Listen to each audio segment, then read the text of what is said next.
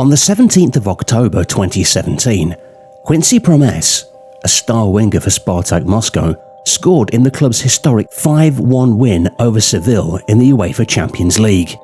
This was his greatest dream come true, the pinnacle of his life story. Behind the cheers and elation, however, lay a dark heart. Promes's fall from grace would come just 3 years later, as the player became involved with serious organised crime, allegedly dipping his hands into the lucrative Dutch drug trade and even attacking a family member with a knife. The footballer has become infamous for his shady background life. This is the true story of the criminal footballer who still plays today. This is the story of how Quincy Promes dove into the Dutch criminal underworld. This is OCG TV. Promes was born in Amsterdam on the 4th of January 1992. His parents moved from Suriname to the Netherlands before having him, making him of Afro-Suriname descent and a fully fledged Dutch citizen. It seemed as if Promes was destined to be a great football player. It was literally in his blood. His father had played at professional level back in Suriname and continued to play at amateur level once he immigrated to Europe. When he was growing up, Promes could not stop playing football. He'd play in the streets from dawn till dusk. He'd spend all of his time refining his tricks, learning to move the ball, and training his body. The boy played so much that his mother would often berate him for prioritising football over his studies. This was how much the game meant to Promes. He idolised greats like Ronaldinho and Neymar, hoping one day to stand shoulder to shoulder beside them as one of the top football players in the world. His dream wasn't without reason. From a young age, Promes showed tremendous potential. At the age of 16, he was playing for 𝐈𝐧𝐬𝐭𝐚𝐦, a small Amsterdam-based football club. A scout spotted the young winger and knew right there that he had the ability to become a generational talent. When the scout came to Promes with the offer, it was a dream come true. He would play for Ajax, the largest and by far most successful football club in the Netherlands. This massive step forward at such a young age should have cemented Promes's trajectory to greatness, but the young man's greatest vice came back to bite him, as it so often would in later years. Simply put, Promes couldn't control his attitude. Ajax let him go. Promes described it as the worst day in my life. He was ready to quit football right there and then, but his mother pushed him to continue pursuing his dream. After all, everyone knew Promes had the talent to become a world-class player. All he needed was the right mentality. Despite a slow start, Promes began to prove himself on the international stage. He climbed up the Football League ladder, playing for First Division Dutch sides. After a successful spell at FC Twente, his big break came through.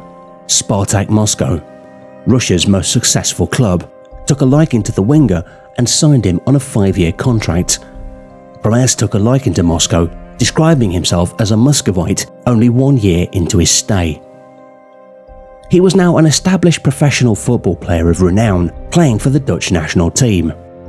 Promes competed for a top-quality club on the European level and represented his country on the world stage. It seemed like his dreams had finally become reality. But none of this could hide the true darkness hiding in Promes's heart, the vices that threatened to tear his world apart. The man couldn't play by the rules, and despite being loved by football fans all around the globe, his temper and arrogance would soon bring about his downfall and tie him up in the world of organised crime. Let's head back to Promes's home city, Amsterdam. For those that don't know, the capital city of the Netherlands has become a hub for prolific and dangerous organised crime. Drugs and other contraband are smuggled through the port in shipping containers by shady groups all throughout the year.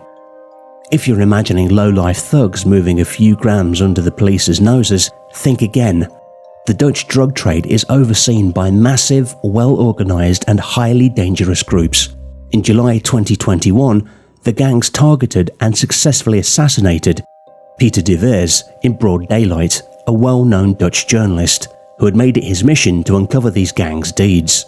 The murder shocked the Netherlands and showed that these criminal groups were far more capable than many had previously imagined.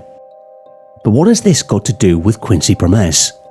Well, there's a massive amount of money in the Dutch drug trade, and despite making millions pursuing their life's passion, some football players can't get enough. This was potentially the case for Promes. His involvement would go beyond the borders of the Netherlands. However, the drug trade extends to Belgian cities like Antwerp too. How does a footballer even get involved with organised crime anyway? Through investments. Promes's salary is estimated at around €3 million a year, meaning he has significant capital that he can invest in this highly lucrative drug trade. But Promes's involvement went beyond a simple investment. He was actively part of the trafficking operation. In 2020, police intercepted 2 shipments bearing a black tiger logo, carrying a staggering weight of 1,370 kilograms of cocaine in Antwerp. The shipments were traced back to Promes, and after anonymous tip revealed an international footballer was full in the drugs trade, prosecutors uncovered some startling evidence. Promes had supposedly been communicating with his conspirators for years. His texts, sent from an encrypted BlackBerry, explain how he lost half his cargo and was set to see his profits cut in half. He was reportedly involved with notorious gangster and drug trafficker Piet Wortel. The returns were staggering.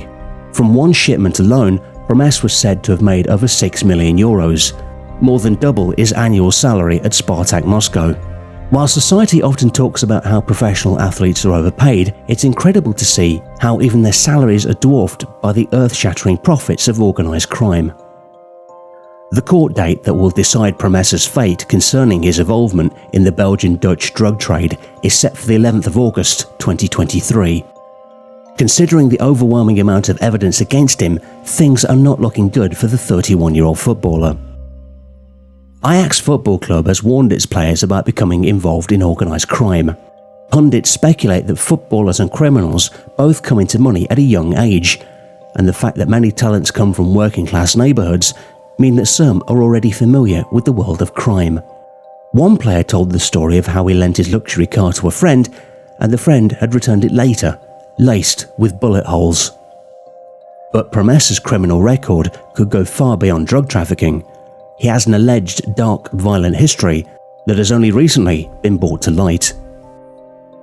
In 2020, Promes and his family were enjoying a get-together in 𝐈𝐧𝐬𝐭𝐚, a town in the Netherlands. Things escalated when he and his cousin, 𝐈𝐧𝐬𝐿, got into a heated argument over a piece of supposedly stolen family jewellery, a necklace to be precise. In his anger, Promes attacked 𝐈𝐧𝐬𝐿 with a knife, striking him in the knee and the left leg, nicking a vital tendon. The attack left Promes's nephew in the hospital, and the young man was unable to use his leg for a long time. He's undergoing recovery treatment to rebuild his leg, but lost the ability to run or squat. Considering the family's deep ties with football and sport, it's a psychological blow, to say the least. Not only that, the attack left 𝐈𝐧𝐬𝐿 mentally scarred, and he suffers from ongoing post-traumatic stress disorder. When summoned to court from Russia, Promes chose to ignore the case. Prosecutors found evidence that he felt proud of the attack and that he was restoring his family's honour. In fact, Promes warned others would share a worse fate if they would try something similar, stating, "If someone is looking for trouble, I warn them, next time it will be bullets." Though the court could not find evidence of premeditation and so lowered the charge from attempted murder to aggravated assault, they did find evidence that Promes had tried to pay another man to carry out the stabbing in his place. The court found Promes guilty in absentia and sentenced him to 18 months in prison. Should he also be found guilty of drug trafficking, his time in jail could be extended quite drastically. Despite these charges and implications with the criminal underworld, Promes is still playing for Spartak Moscow to this very day.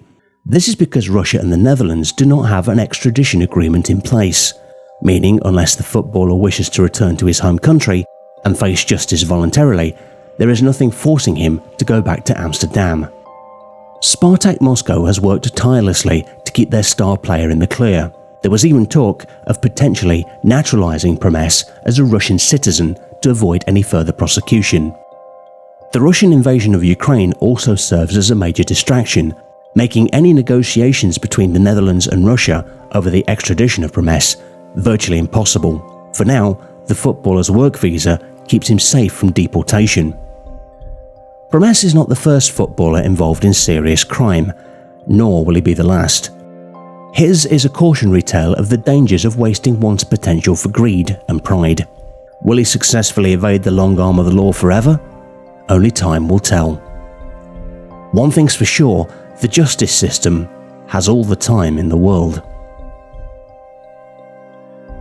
You have been watching OCG TV. Thank you for tuning into another episode.